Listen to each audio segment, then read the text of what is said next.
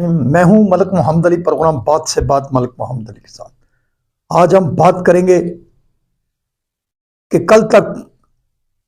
بانی تحریک انصاف کی آنکھوں کا تارا اور کچھ عرصہ سے فرنٹ لائن پر کھیلنے والا کھلاڑی شیر افضل مروت کیسے تحریک انصاف کی نظروں میں گر گیا ہے اور بانی تحریک انصاف ان سے ملاقات بھی نہیں کر رہے۔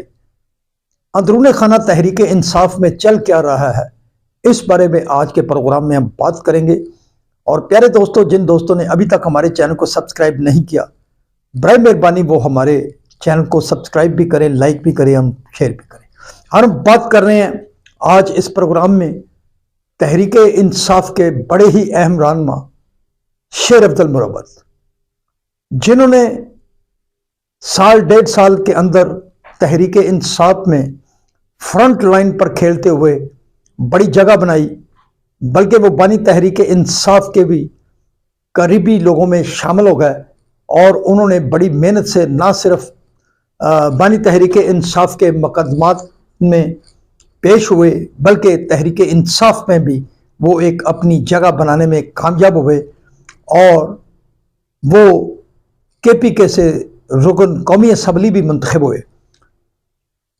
بانی تحریک انصاف نے تقریباً ایک ماہ قبل ان کا نام پبلک اکاؤنٹس کمیٹی کے لیے بھی تجویز کیا اور ہدایت کی کہ پبلک اکاؤنٹس کمیٹی کے لیے شیر افضل مروت کو ہی اس کمیٹی کا چیئرمین بنایا جائے۔ اس دوران پھر کچھ نام اور بھی آتے گئے اور پھر یہ اسی طرح معاملات چلتے رہے۔ کچھ دیگر جو تحریک انصاف کے رہنما تھے ان سے بھی شیر افضل مروت کے جو بیانات تھے وہ سامنے آتے رہے اور کئی اہم رہنماؤں کے ساتھ ان کی نوک جھونک ہوتی رہی۔ اور اب جب چیئرمین پبلک اکاؤنٹس کمیٹی کے لیے ان کا نام تو فائنل ہو گیا، پھر اس میں کئی نام ایڈ ہو گئے۔ اب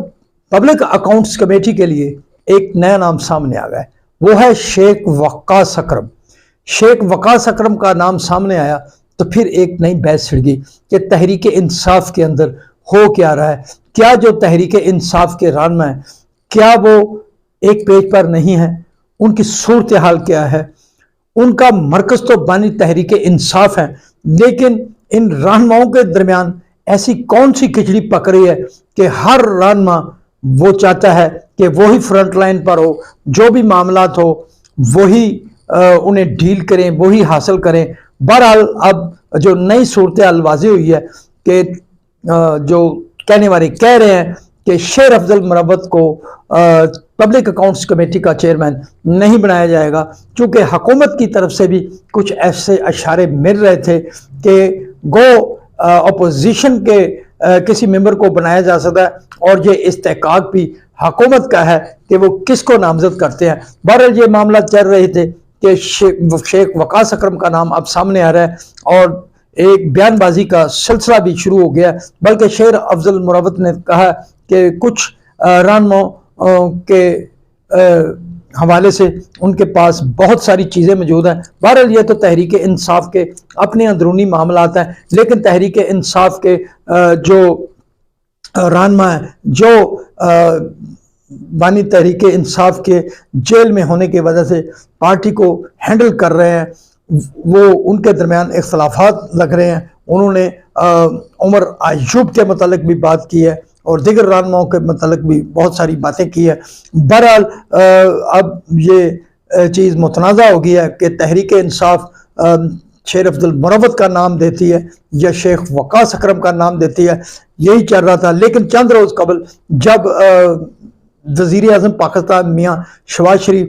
پہلے سعودی عرب کے دورے پر گئے تو جب واپس آئے تو شیر افضل مروت نے ایک بیان دے دیا تھا کہ رجیم چینج میں سعودی عرب کا کردار بھی موجود تھا، جس کی نہ صرف حکومت نے مذمت کی بلکہ تحریک انصاف نے بھی کہا کہ ان کے اس بیان سے